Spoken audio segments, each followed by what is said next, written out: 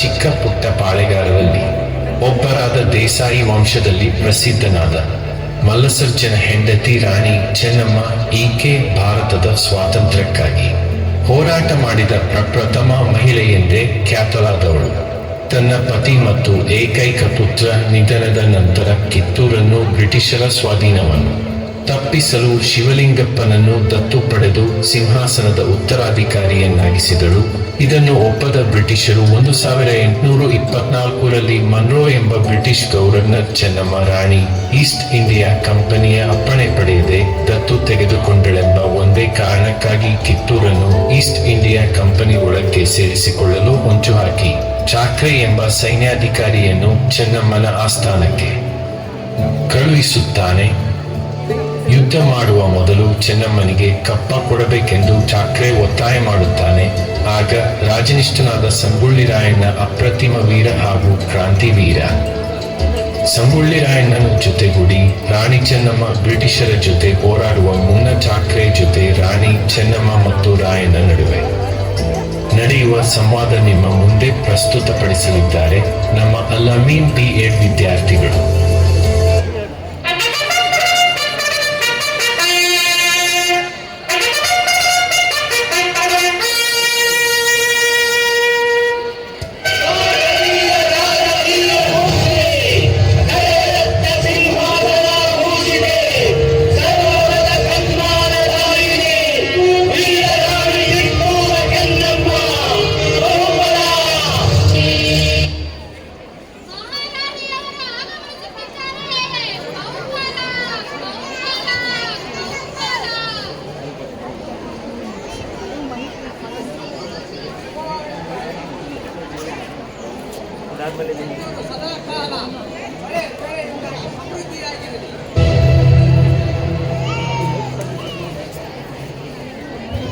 Good morning, Channama.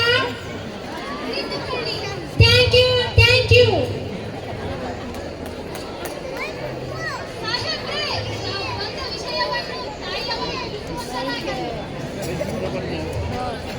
ನಾವು ಎಲ್ಲಿಗೆ ಬಂದದ್ದು ಎರಡು ವಿಷಯಗಳನ್ನು ಡಿಸೈಡ್ ಮಾಡಿಕೊಳ್ಳಲಿಕ್ಕೆ.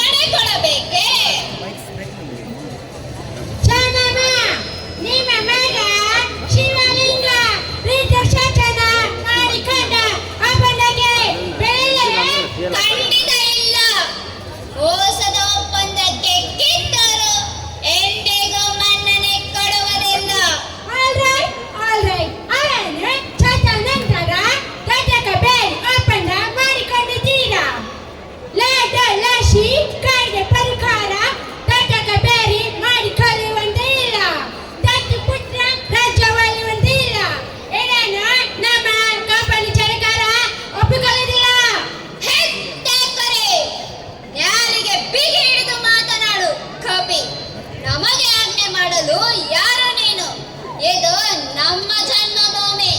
ಇದನ್ನು ಆಳುವ ಹಕ್ಕು ನಮ್ಮದು. ನಮ್ಮ ನಾಡ ಸಿಂಹಾಸನ ದೊರೆಯನ್ನು ನೇಮಿಸಬೇಕಾದವರು ನಾವು, ನೀವಲ್ಲ. ಚೆನ್ನಮ್ಮ, ನೀವು ಕಂಪನಿ ಕ್ಷಣಕಾಲದ ಕಥನಗಳನ್ನು ದಿಕ್ಕಿಸುತ್ತಿರುವಿರಿ. ಈಗ ತಪ್ಪಿ ಹೋಗುತ್ತಿರುವಿರಿ. ಎಚ್ಚರ! ಮುಚ್ಚು ಬಾಯ್. ತಾಯಿ ಆಸ್ಥಾನಕ್ಕೆ ಬಂದು ತಾಯಿಗೆ ಎಚ್ಚರ ನೀಡುವಷ್ಟು ಸೊಕ್ಕೇನ ನಿನಗ? ಇಲ್ಲಿ ಕಟ್ಟಳೆ ಮಾಡೋ ಅಧಿಕಾರ ಇರೋದು ನಮಗ, ನಿಮಗಲ್ಲ. ಹೇ ರಾಯಣ್ಣ, ನೀನು ಬಾಗಿಲು ಕಾಯೋ ಸಿಪಾಯಿ. ನಾನು ನಿನ್ನ ಜೊತೆ ಮಾತನಾಡಲು ಬಂದಿಲ್ಲ. ಸಾಕು ಮಾಡು ನಿನ್ನ ಅವಿವೇಕದ ಮಾತುಗಳನ್ನು.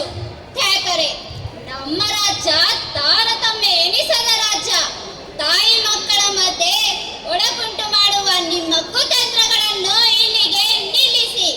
ರಾಯಣ್ಣ ಬಾಗಿಲು ಕಾಯುವ ಸಿಪಾಯಿ ಅಲ್ಲ, ಕಿತ್ತೂರ ಕಿಡಿ, ನನ್ನ ದತ್ತು ಪುತ್ರ. ಈ ಆಸ್ಥಾನದಲ್ಲಿ ಮಾತನಾಡುವ ಹಕ್ಕು ಕಿತ್ತೂರಿನ ಸಮಸ್ತ ಪ್ರಜೆಗಳಿಗಿದೆ. ನಿಮ್ಮಂತೆ ಶೀತಕ್ಕಾಗಿ ದುಡಿಯುವವರು ಇಲ್ಲಿ ಯಾರು ಇಲ್ಲ. ದೇಶಕ್ಕಾಗಿ ದುಡಿಯುವವರಿದ್ದಾರೆ. ಇದನ್ನರಿತರೆ ನಿಮಗೂ ಕ್ಷೇಮ, ನಿಮ್ಮ ಕಂಪನಿಗೂ ಕ್ಷೇಮ. ಚೆನ್ನಮ್ಮ, ನಮಗೆ ಒಂದು ಒಪ್ಪಂದದ ಪರಿಕಾಲ ಕಿತ್ತೂರಿನ ಮೇಲೆ ಸಂಪೂರ್ಣ ಅಧಿಕಾರವಿದೆ. ಹೇ, ಕಿತ್ತೂರೇನು ಕಡಲಾಚೆ ಕೊಂಡಿಗಳು ಕಟ್ಟಿ ಬೆಳೆಸಿದ ಸ್ವತ್ತಲ್ಲ, ಕನ್ನಡಾಂಬೆಯ ಮಕ್ಕಳ ಸ್ವತ್ತು. ಚೆನ್ನಮ್ಮ, ನೀವು ಶಿವನೊಂದಿಗೆ ಚೆಲ್ಲಾಟಾಡುತ್ತಿರುವಿರಿ. ಸಿಧುಮತಿಯ ಮೇಲೆ ಕುಳಿತು ಆಟ ಮಾಡುತ್ತಿರುವಿರಿ. ಇದರಿಂದ ಕಿತ್ತೂರಿನ ಪ್ರಾಣಹಾನಿ, ಮನಹಾನಿ ಆಗುವುದು ಖಂಡಿತ. ಏ ತ್ಯಾಕರೆ, ಕನ್ನಡಿಗರ ಮಾನಾಭಿಮಾನ ನಿನ್ನಂತ ಕಜ್ಜಿ ನಾಯಿಗೆ ಏನ್ ಗೊತ್ತೈತಿ? ಇದು ಕೆಚ್ಚದೆ ಕಲಿಗಳ ಬೀಡೈತಿ. ಅಂಜಿಕೆ ಎಂಬುದರಿದಿರ ನಾಡೈತಿ. ಕಿತ್ತೂರು ದೇಶಾಭಿಮಾನ ಸ್ವಾಭಿಮಾನದ ಗೂಡೈತಿ. ಇಂಥ ನಾಡಗ ನೀನು ಜೀವ ಭಯ ತೋರಿಸ್ತಿ. ಬದುಕುವ ಆಸೆ ನಿನಗುದ್ದಂಗಿಲ್ಲ, ನಿಮ್ಮನ್ನು ಉಳಿಸುವ ಆಸೆ ನನಗೂ ಇಲ್ಲ.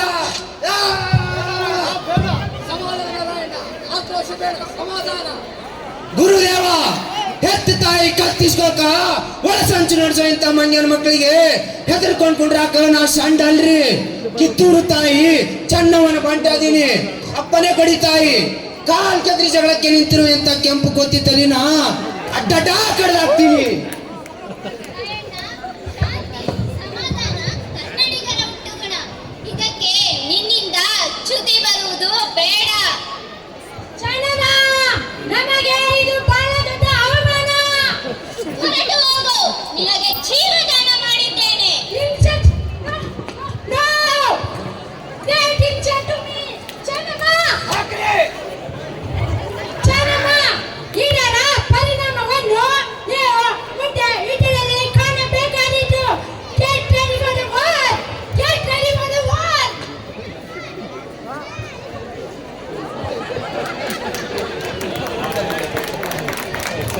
ರಾಯಣ್ಣ, ತಾಯಿ, ಕಂಪನಿಯವರು ವೇಗೋಪಾಯದಿಂದ ಇಡೀ ದೇಶವನ್ನು ಆಕ್ರಮಿಸಲು ಹೊರಟಿರುವ ಸಂಚುಗಾರರು. ನಾವು ಒಡೆದಾಡಿಕೊಂಡು ಮೂರನೆಯವರ ಕೈಗೆ ರಾಜ್ಯ ಒಪ್ಪಿಸುವುದನ್ನು ನಾನು ಒಪ್ಪುವುದಿಲ್ಲ. ಹೇ ಕಿತ್ತೂರು ತಾಯಿ, ನಿನ್ನ ಮಕ್ಕಳು ಅನ್ನದ ಅಂಗಿನಲ್ಲಿ ಬದುಕದಂತೆ ಅನುಗ್ರಹಿಸು. ಕಿತ್ತೂರ ಮಣ್ಣಿಗಾಗಿ ಈ ದೇಹ ಮಣ್ಣಾದರೂ ಚಿಂತೆ ಇಲ್ಲ. ನನ್ನ ಕೊನೆ ಉಸಿರಿರುವವರೆಗೂ ಕಿತ್ತೂರಿನ ಸ್ವಾತಂತ್ರ್ಯಕ್ಕಾಗಿ ಹೋರಾಡುವ ಜವಾಬ್ದಾರಿ ನನ್ನ ಮೇಲಿರಲಿ ಮಹಾತಾಯಿ. ಕಿತ್ತೂರ ನಾಡ ಸೇವೆಯಲ್ಲಿ ಎಲ್ಲ ಜಾತಿ, ಮತ, ಧರ್ಮಗಳು, ನೀತಿಗಳು ಒಂದೇ ಎಂಬ ಮಹಾ ತತ್ವವನ್ನು ಸಾರೋಣ. ತಾಯಿಯ ಸೇವೆಯಲ್ಲಿ ಪ್ರಾಣಾರ್ಪಣೆಯಾದರೆ ಜನ್ಮ ಸಾರ್ಥಕವಾಯಿತೆಂದುಕೊಳ್ಳೋಣ. ರಾಯಣ್ಣ, ತಾಯಿ, ಸ್ವಾತಂತ್ರ್ಯದ ಕಹಳೆ ಊದಲು ಸಿದ್ಧರಾಗಿ ಕೋಟೆಯ ಎಲ್ಲ ಬಾಗಿಲುಗಳನ್ನು ಮುಚ್ಚಿಸಿ. ಸಿಪಾಯಿಗಳು ಅವರ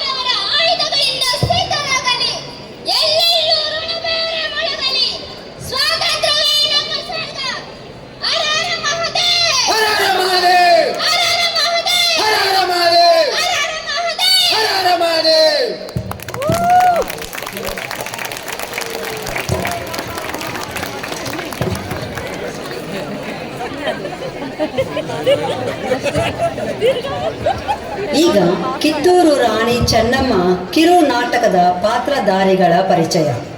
ರಾಣಿ ಕಿತ್ತೂರು ಚೆನ್ನಮ್ಮನ ಪಾತ್ರದಲ್ಲಿ ಧನಲಕ್ಷ್ಮಿ, ರಾಯಣ್ಣ ನಾಗೇಶ್ ಸುಹೇಲ್, ತ್ಯಾಕರೆ ಪಾತ್ರದಲ್ಲಿ ಮಹೇಶ್ವರಿ, ಮಂತ್ರಿಯಾಗಿ ನಿಂಗಮ್ಮ, ರಾಜಗುರುವಾಗಿ ಅಮರೇಶ್, ಚನ್ನಬಸಪ್ಪನ ಪಾತ್ರದಲ್ಲಿ ಸುದೀಪ್, ಸೇವಕಿಯಾಗಿ ಪ್ರಭಾವತಿ. ಈ ಕಿರು ನಾಟಕವನ್ನು ನಿರ್ದೇಶನ ಮಾಡಿದ್ದವರು ಡಾಕ್ಟರ್ ಜಯದೇವ್.